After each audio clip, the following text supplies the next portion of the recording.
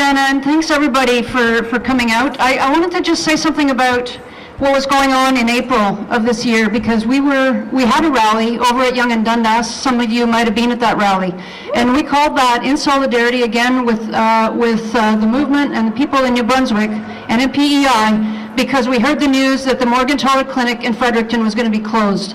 And it was an important rally because at that point, what happened with the announcement that the clinic was closing is it shone a light and it put up so everyone could see this crisis of access, because it's been going on for 20 years, it's been going on for longer than that. And I just want to actually take a minute to salute Simone Leibovich, who's here, who worked at that clinic and who has been absolutely at the center of that fight, because the Morgentaler Clinic, because of the efforts there to provide services in a situation where the government would not fund it, and to ensure that women who could not afford it could continue to have access, it masked the depth of the crisis. It was a fantastic thing that was done, but it also inevitably, because the government would not fund the clinic, which is a shame and disgraceful, when the clinic made that decision, it exposed for everyone to see. And so when we rallied in April, the situation was very dire. Now, I feel that today, we know there are rallies happening across the country. We know that especially important are the rallies that are taking place in New Brunswick and in PEI. It's shifting. If you read the papers, it's shifting. There's an election in 2 days. That's why we are here today and not a week ago and not 2 weeks ago. We wanted that pressure to build up because it's got to change, and this is the time to change it, and it can change. And it is a discussion all over New Brunswick, all over PEI, and across the country. The other thing that's quite interesting about this is PEI, no access there at all. Women have to go off island to access services in New Brunswick.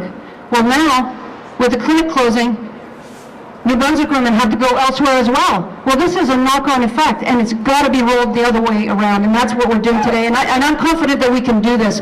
Finally, after all of these years, we're going to turn this around. I have every confidence. We went to a conference about 5-6 weeks ago in Prince Edward Island, where activists from the Maritimes were there and talking about how they're taking this fight on, and it's very inspiring and very encouraging, and so I'm glad that we're standing with them today. But the other reason we're here today is that we talked about enforcing the Canada Health Act. Our federal government could be doing this. They could be changing it. They're not doing it. We know why they're not doing it. The Harper government, for all of the reasons that all of the people here have talked about, whether it's John Baird and what he had to say and the hypocrisy of this government refusing to fund abortion is part of their maternal health initiative, whether it's their attacks on First Nations people, their refusal to call an inquiry into missing and murdered Indigenous women, the shameful refusal to do that is a disgrace and is disgusting. That shows how much they value life. These pro-life politicians, that is really where they're at. The fact that they have endless buckets of money for war, endless amounts to wage war, and they want to put more of that, but there's no money for the services that we need. We have always argued that choice is an empty statement if you don't have meaningful access to services, whether it's childcare for the children we choose to have, whether it's pay equity, whether it's a decent job, whether it's health services for transgender people, whether it's any of these things, we have no choice in our lives. Abortion is one piece of it, but it's not the be-all and end-all. We need real choices in our lives, and frankly, to achieve that, we're going to have to completely transform the society. The beautiful thing is, a lot of people actually agree with all of those things. If you lay it out, what is the percentage of Canadians who support universal access to health care? It's sky high. How many people opposed the Iraq War? It was sky high. All of these things. The people are there. The government is trying to railroad stuff through. And if you look, very interestingly, this week we heard that the government has been spying on demonstrations since 2006. Look at the list of who they have been spying on. 98%, I guarantee you, go look at it, are First Nations protests defending their land, defending their rights, standing up in Idle No More, and all that kind of stuff. That tells us something.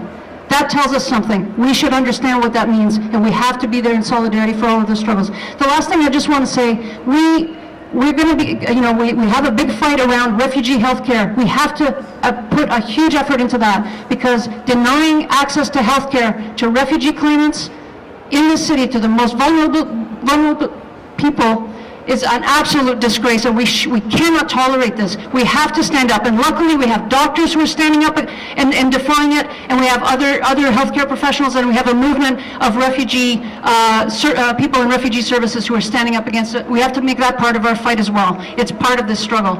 And finally, we do need to raise funds to keep doing this stuff. There is a little yellow bucket that's going to go around at some point.